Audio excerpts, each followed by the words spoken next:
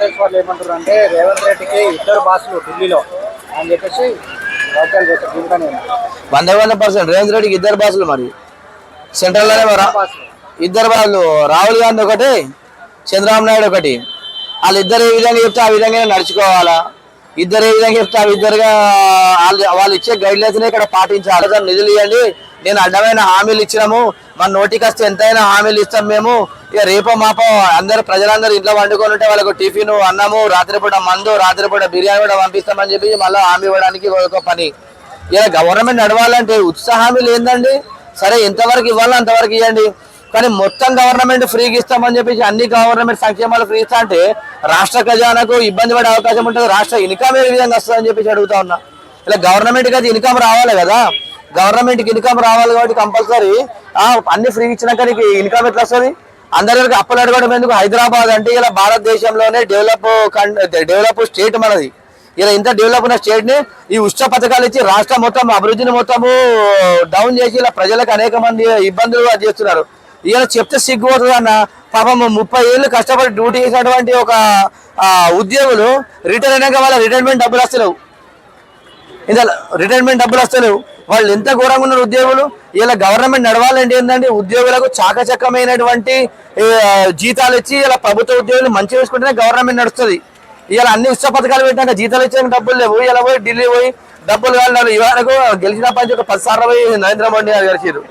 10 సార్లు వెళ్ళినా కూడా ఎందుకు మనకి బిల్లు ప్రవేశపెట్టలేదు, ఎందుకు మనసు ఇవ్వట్లేదు మరి తెలంగాణ? ఇప్పుడు వాళ్ళకు ఎన్డీఏ ప్రభుత్వం ఉన్న రాష్ట్రాలలో మాత్రం ఇస్తారు. ఇప్పుడు ఒక మాట అండి, ఇప్పుడు రేవంత్ రెడ్డి గారికి ఎన్ని డబ్బులు ఇచ్చినా కాంగ్రెస్, ఇందిరాగాంధీ, మన రాహుల్ గాంధీ ఇచ్చిండు, రాహుల్ గాంధీ చేసిండు, ఆ తర్వాత సోనియా గాంధీ చేసిందని వాళ్ళ మాట్లాడారు తప్ప బీజేపీని డబ్బులు ఇచ్చిందని చెప్పి చెప్తారా? వాళ్ళే దిగిస్తారండి. మా పేరు లేనప్పుడు మేము దిగిస్తామని చెప్పేసి అంటారు. వాళ్ళు ఇచ్చినప్పుడు నేరుగా ఇచ్చినటువంటి డబ్బులు వాళ్ళు ఇచ్చే నిధుల్ని కూడా ప్రజలకు తెలియపరచాలి కదా. మీరు ఏం చేసి కూడా వాళ్ళే ఉంటుందని చెప్పేసి వాళ్ళు ఇవ్వరు. ఎందుకంటే వాళ్ళకి ఎన్డీఏ ప్రభుత్వం ఉన్న కానీ ఆంధ్రప్రదేశ్ రాష్ట్రానికి చాలా అంటే చాలా డబ్బులు ఇచ్చారు. ప్రాజెక్ట్ కట్టడానికి 50,000 కోట్లు ఇచ్చారు. మరి ఎలా మరి ఇప్పుడు మరి కేంద్ర ప్రభుత్వం అప్పు ఇవ్వకపోతే మరి తెలంగాణ అభివృద్ధి ఎలా జరుగుతుంది? మరి రేవంత్ రెడ్డి ఎలా చేస్తారు అభివృద్ధి?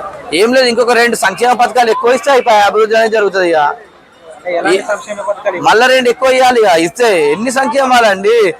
ఇన్కమ్ వచ్చేటువంటి కరెంటుని ఫ్రీ ఇచ్చినావు, బస్సు రవాణా వ్యవస్థ ప్రజలకు రోజు పెట్టేటటువంటి గవర్నమెంట్ ఇన్కమ్ను దాన్ని ఫ్రీ ఇచ్చినావు, 500 సిలిండర్ ఫ్రీ ఇచ్చినావు, సన్న బియ్యం ఇస్తున్నావు. ఇంకేముందండి? గవర్నమెంట్ అన్ని ఫ్రీ ఇచ్చినాక ఇక ప్రజలు పనిచేసేందుకు ఇక అంటే ప్రజల్ని సోమరిపోతనం చేస్తారు తప్ప వీళ్ళు ప్రజల్ని ఎప్పుడు కూడా గుర్తుపెట్టుకోవాలి. రాష్ట్ర ప్రభుత్వము సక్రమంగా నడవాలంటే పని చేయరా బాబు, నువ్వు పని చేయాలా, పని చేస్తే మీకు మంచిగా ఉంటుంది అని చెప్పేసి ఆ విధంగా మాట్లాడితే గవర్నమెంట్ నడుస్తుంది తప్ప వీళ్ళు ఎంత ఏం చేసి కూడా ఇట్లా ఏం చేసి ఈ సంక్షేమాలు ఇస్తా అంటే గవర్నమెంట్ కూలిపోవడం తప్ప ఏముండదు.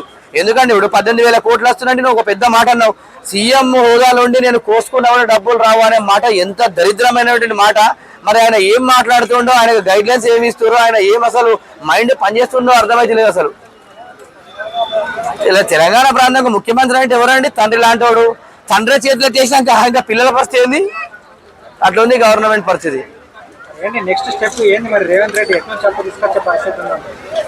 ఏం లేదు, మొన్నదాకా టూర్ పోయిండు, టూర్ వెళ్ళిండు, బయట దేశాలకు పోయి ఇన్ని వేల కోట్లు వేస్తున్నాం ఇన్వెస్ట్మెంట్, ఇన్ని 100 కోట్లు వేస్తున్నాం, ఇది అది అన్నారు. ఆడిపోయినాక అట్లనే తిరిగొచ్చి రూపాయి కూడా తీసుకురాలేదు. ఎట్లా ఉన్న అభివృద్ధి అట్లే ఉంది. ఏదేమైనా కూడా వాళ్ళు ఏదో చేద్దాం అనుకుంటారు. ఫస్ట్ అంతర్గతమైనటువంటి విభేదాలు కొట్లాటలు బంద్ చేస్తే ప్రజలకు సంక్షేమాలు ఇచ్చడానికి కాంగ్రెస్ పార్టీ ఉంటుందని చెప్పేసి తెలియజేస్తున్నా.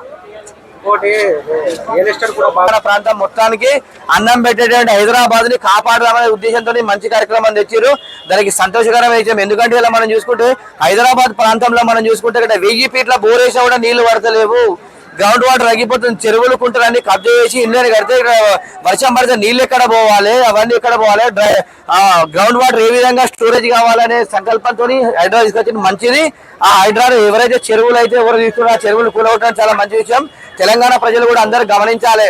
ఇలా ప్రభుత్వము ఆస్తిని ఎవరికి కబ్జా చేసినా మన 4 కోట్ల మంది ప్రజలది ఆస్తి, అది అందరి. ఒక చెరువు ఉందంటే ఆ చెరువులో అందరికి 4 కోట్ల మంది, సీఎం ఒక్కరికి కాదు 4 కోట్ల మంది ప్రజల ఆస్తి. కాబట్టి ఏదేమైనా ప్రభుత్వ ఆస్తిని అందరూ కూడా కాపాడాల్సిన బాధ్యత 4 కోట్ల మంది ప్రజలు ఉందని చెప్పి నేను తెలియజేస్తున్నా. ఇంకోటి హైడ్రా మంచిదే అని మీరు అంటున్నారు కదా, మరి అసదుద్దీన్ మల్లారెడ్డి లాంటి వాళ్ళ కాలేజీలో ఎందుకు చెరువులో ఉన్నా కూడా ఎందుకు వదిలేస్తున్నారు మరి? కూర్చోట్లేదు. హైడ్రా తన పని తను చేసుకుంటూ పోతుంది. ప్రతి ఒక్కరికి టైం వస్తుంది. ఇప్పుడు ప్రతి ఒక్కరికి టైం వస్తుంది. ఎవరెవరి గురగొట్టాలో అన్ని లిస్ట్ మొత్తం రెడీ చేసింది గవర్నమెంట్. పెద్దోళ్ళైనా చిన్నోళ్ళైనా చట్టం ముందు అందరు సమానమే. టైం వస్తుంది. కొన్ని టైంలు సందర్భాలు బట్టి వాళ్ళు అడిగారు, టైం అడిగారు. మాకు ఇప్పుడు అసదుద్దీన్ ఉన్నారు, మా స్కూల్ ఉంది, చిన్నపిల్లలు ఉన్నారు, అకాడమిక్ ఇయర్ అయిపోయాక దీన్ని ఏం డిస్టర్బ్ చేయద్దు అన్నారు. చేస్తారు. దాన్ని కూడా అన్ని పనులు కూడా మొత్తం అన్ని అబ్జర్వేషన్లు ఉన్నాయి. ప్రతి ఒక్కటి టైం ఇవ్వాలి కదా. ఇళ్ళల్లో చిన్నపిల్లలు ఉంటారు, వీళ్ళకి కూడా ఫ్యామిలీస్ ఉంటాయి, టైం ఇవ్వాలి కదా. ఇస్తున్నారు. 20 రోజులు, 4 రోజులు నోటీస్ ఇస్తారు. ప్రజలు వచ్చి ముందట ఏమంటారు అంటే నోటీస్ ఇస్తారు, మాకు ఏమి ఇచ్చారంటే నోటీస్ ఏ గవర్నమెంట్ అయినా కూడా గవర్నమెంట్ అంటే ప్రజల మంచి చేయడానికి కోసం ఉంటది.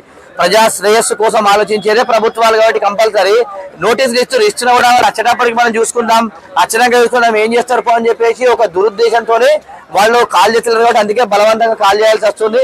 ఏదేమైనా కూడా చెరువుల్ని కాపాడాలి. మీ యూట్యూబర్లు కానీ మీడియా కానీ అందరూ కూడా కంపల్సరీ ఏం చేయాలంటే కంపల్సరీ ప్రభుత్వానికి హైడ్రా విషయాలు మాత్రం సపోర్ట్ చేయాలి, గవర్నమెంట్ కాపాడాలని చెప్పి తెలియజేస్తున్నా. కేసీఆర్ ఆనవాళ్ళు లేకుండా చేస్తానని చెప్పి చెప్పాడు కదా. ఇప్పుడు మిత్వరాలు వచ్చిన అందరినీ తీసుకెళ్లి కేసీఆర్ కట్టించిన కట్టడాలనే చూపిస్తున్నాడు. 70 సంవత్సరాలు పరిపాలించిన కాంగ్రెస్ ఒక కట్టడం కూడా కట్టిన కట్టడాలు లేవంటారా చూపించడానికి? 100% అంటే ఏ ప్రభుత్వం అయినా కూడా కొన్ని చేస్తుందండి. ఏ పని అయినా ఇప్పుడు గవర్నమెంట్ వ్యవస్థలు ఎటువంటి అంటే బిల్లులు రాక అవి రాక ఇవి రాక అంటే సగం స్థాయిలో ఒకళ్ళు ఫౌండేషన్ వేస్తే ఒకళ్ళు గోడలు కట్టడము, ఒకళ్ళు ఇనాగ్రేషన్ చేయడం, ఆ విధంగా గవర్నమెంట్ లో ప్రతి గవర్నమెంట్ అట్లుంటుంది. ఎందుకంటే గిట 5 సంవత్సరాల కాలంలో పెద్ద పెద్ద భవనాలు నిర్మాణాలు కావాలంటే కూడా కాలేకపోని సమస్య ఉంటుంది.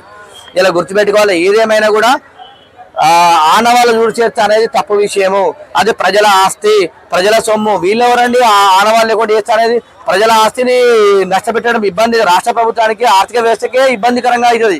ఏదేమైనా ఇంకా ఇప్పుడు కేసీఆర్ ఒకటి కట్టిండు ఆనవాళ్ళు, దానికి నేను రెట్టింపు ఇంకా వేరే కాడ అభివృద్ధి చేసి చూపిస్తా, డెవలప్మెంట్ చూపిస్తా, దానికి రెట్టింపు కడతానే విధంగా ఉండాలి తప్ప ఇలా ఆనవాళ్ళు లేకుండా చేస్తాం అనేది అది కాదు. ఎందుకంటే మనం గతంలో చూసుకుంటే గిట్ట ఇలా హైదరాబాద్ ప్రాంతం అంటేనే ఒక వాతావరణానికి, మంచి వాతావరణానికి నాంది. ఇలా చూడండి దేశం మొత్తంలో మనం చూసుకుంటే గిట్ట రాష్ట్రపతి భవనము ఇలా హైదరాబాద్ మాత్రమే ఉంది. సమ్మర్ సీజన్ లో రాష్ట్రపతి వచ్చి ఇలా హైదరాబాద్ లో ఉన్నటువంటి కంటోన్మెంట్ ప్రాంతంలో ఉన్నటువంటి బొల్లారంలో ఉన్నటువంటి ఇలా రాష్ట్రపతి భవనంలో ఉండి వారు ఒక 15-20 రోజులు ఇక్కడ రెస్ట్ తీసుకొని పోవాలి, వాతావరణం అనుకూలంగా ఉంటుందని చెప్పేసి అట్లా విధంగా పెట్టినటువంటి రాష్ట్రం ఇది.